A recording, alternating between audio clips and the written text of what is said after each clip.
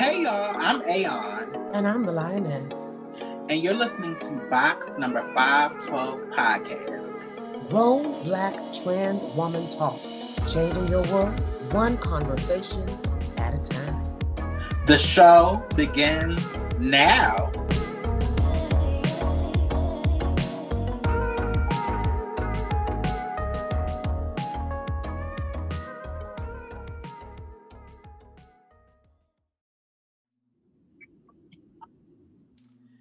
Hey y'all, welcome to another installment of Box number 512 podcast, Grown Black Trans Women Talk. I am your co-host Aeon.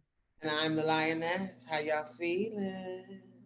So let's get into these updates. I'll let Lioness go first. So sis, what have you been up to? Oh my gosh. So very, very busy. So my birthday celebrations were over the hiatus.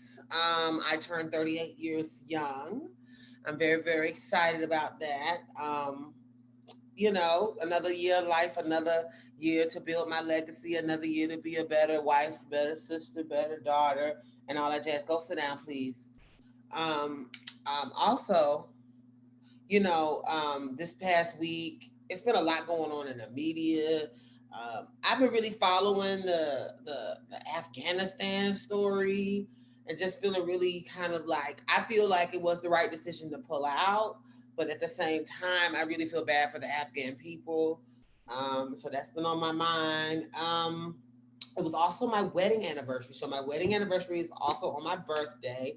And my husband got me 3 dozen roses and a few gifts and things. And we went and ate at Fogo de Chao here in the city, and that was nice. As you guys can see, for those of you who have paid to be on Patreon, I have a new hairdo. I got my hair done for my week festivities or whatever, and I got my hair pressed, and right now I have it in a cute little updo. Um, Other than that, and colored. I'm now a redhead. Everyone, don't panic. It's just a press. It's a press and a color. I wanted to try to. I've always wanted red hair. I always, if for those of you who know me, if you've ever seen me in a unit, it probably has some red in it. So here I am. Finally went and pulled the trigger. I had this big head of healthy, according to my hairstylist, healthy hair, but she was like, we got to break that up. She was like, it's cute. The fro is cute. We don't have to mess with the fro, but I just can't wait to see you in a color. And I was like, okay. So she colored it and it was cute. Other than that, I got my nails done for my birthday. I'm feeling extra high glam. There was a white party here in the city this past weekend at the West in a community that's called the West End. If you're familiar with Atlanta, y'all know what I'm talking about. The West End is gentrified boots now, so the party was very diverse. um, Ordinarily, in years past, that would have been a black function, but you definitely can't call it that now. It was a very interracial function. I thoroughly enjoyed myself. There were, the gays have moved to the neighborhood as well, so there was a lot of queer folk in the building. And I enjoyed myself at this party. It was a white party.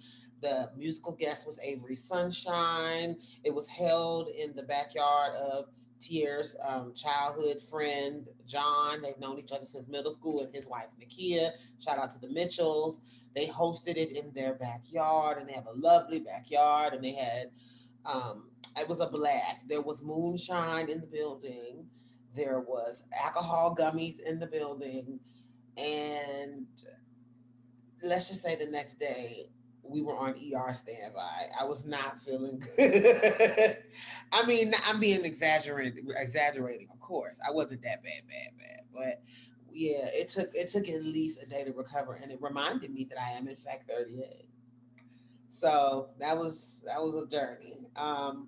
Other than that, good news. Oh, so last night I have news. I was awarded a lifetime, two lifetimes achievement awards. Not for me personally, but they were given posthumously to my trans mothers, Minister Alicia Newsom and Cheryl Courtney Evans. They both were honored by Atlanta Black Pride. And so they had an interfaith ceremony last night that had everybody from rabbis and imamas to all the way down to, just little old me. And I was the big awardee for the evening. They wanted to award that I was keeping up with the legacy, but also they wanted to acknowledge the legacy of the people that helped form the woman I am today. And that was very powerful. And I want to thank Bishop Sonia Williams. I want to thank Minister Raquel Henry. I want to thank each and every House of Representative person and everyone that was on that call. Atlanta Black Pride always has this interfaith ceremony. I believe it was like the 27th one, but this is a Black Pride function, and so it was good to see all those folk come together to celebrate the achievements of Black queer people. And so Labor Day is a coming. Unfortunately, though, this year I will not be in Atlanta for a Black Pride as I usually am because my good sister Toya, she paid for me to go to Continental. So my ticket as a birthday gift from her, she's taking me to see Continental in Chicago for the first time. So of course, I've already talked to Brianna. She's definitely gonna give me more information on spots to go and things of that nature. But she's giving me the scoop kinda, and I'm excited. This is amazing. I've been to Chicago. I want to say maybe it was a conference, and I think I've done layovers there, but this will be the first time that I'm doing Chicago on a girls trip. This will actually be my first girls trip in like a decade. So this will be dope. I'm very excited. I don't know what's going to happen. I'm not really having to spend any money myself because my sister's looking out for me. So this is just a wonderful experience, and I feel very loved on. This last week of my life, my last couple weeks of my life, I felt very loved on. So shout out to everyone that is listening, that is a part of my personal support guide team. I appreciate and love you, and I enjoyed all of the birthday wishes and celebrations. Thank you. So, what about you, Bree? What's going on? What's going on? Well, first, definitely want to say happy birthday to you. So happy for that you are seeing another year, and I'm looking forward to how you grow in the next year and how you expand. You've already evolved so much since last year. So happy birthday to you, sis. Also, before we get started, I'm sipping on Barefoot Bubbly Wine. This is, I guess, this is some leftover stuff they had from their Pride edition. They had like the bottle is beautiful. Yeah, they had like the rainbow color bottles. Of course, I got the trans flag color bottle. This I'm sipping on some sweet rosé. So yay for that. Nothing new is really going on with me. So right now we're recording. It's the first day of September. So summer, for all intents and purposes, is officially over. But I've just been relaxing, been home, just trying to wind stuff down with work. I last weekend I was able to go home for the weekend. So I got to see my mom, and I went out again in Baltimore, and I just had a good time. I got to have brunch with my cousin Teresa. Shout out to her. And then on Sunday, I went to go see one of my old high school friends, LaKendra, and she cooked for me. She cooked down, but she like cooked on the grill, and she made like macaroni and cheese and barbecue chicken and hot dogs and hamburger. Like she threw the fuck down for me, and it's just always good to go back to where the people know your name. And I got to see her and her mother. And it was other people that I was supposed to see. I rented a car this time. When I went last month, I tried to be cute and save money and not rent a car. And Uber and Lyft does shows out there. Like the surge is real. But this time I rented a car for the weekend and I was able to go see. I didn't get to see everybody. But I got to see, it was just good to see people.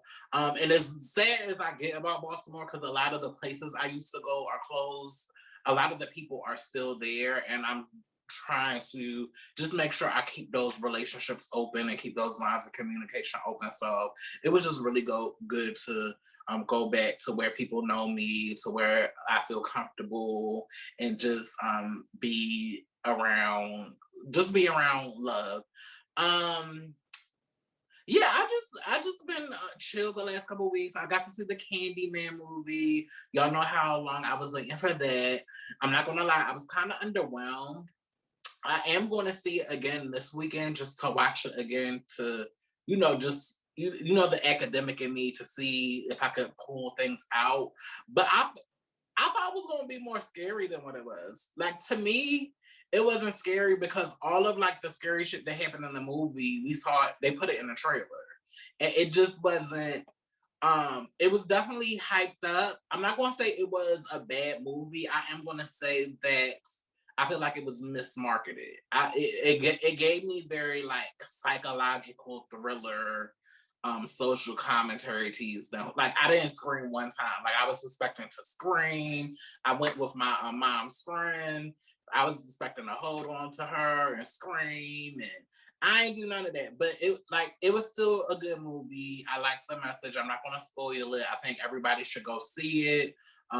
It's a Black movie directed by a Black woman, and it was the first movie by a Black woman to debut at #1 at the box office. So shout out to Nia DaCosta. But I was just expecting more, and I don't want a sequel because I don't think this was a sequel type of movie. But I did enjoy how they expanded the world from the first movie. But yeah, go watch Candyman and have your own opinions of it. But in my opinion, it was not that scary to me. I just been chilling. I haven't really been dating, but I have been getting those feels where I'm ready to find somebody to kiss. Sometimes I wake up in the morning and I just want to cuddle and spoon. So I am getting those feels. I don't know if it's because fall is around the corner, but I am softening in that way. A bitch has been having great sex. Shout out to my little pieces that have been coming through and giving me experiences and giving me moments, especially the little older piece that I mess with that reminds me of Delroy Lindo. He is everything to me.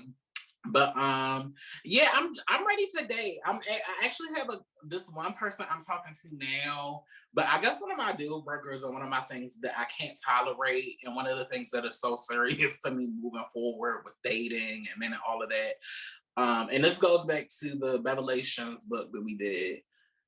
Be impeccable with your word. And I'm just looking for somebody that says what they mean and mean what they say.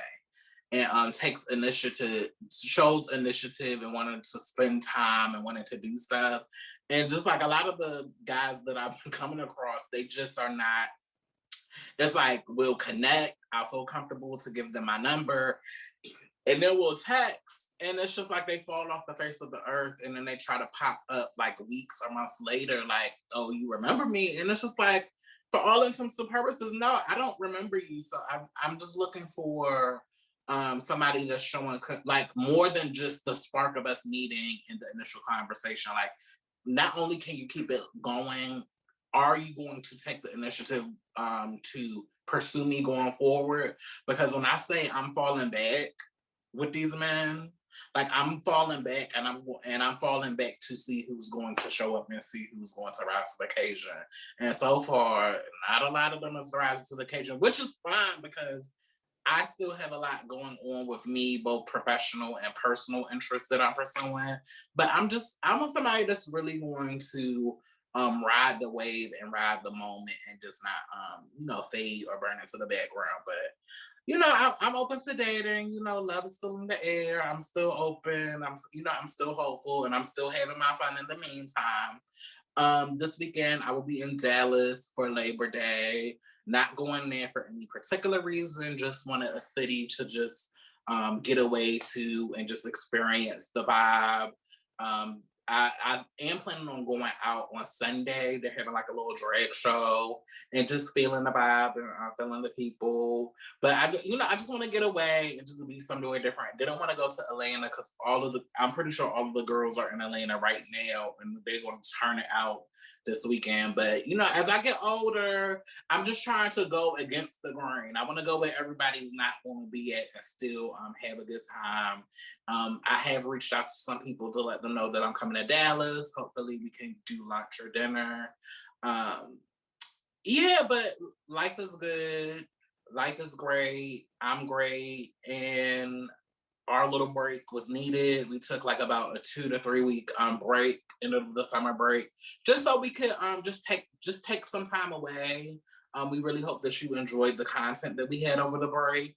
And it feels good to be back.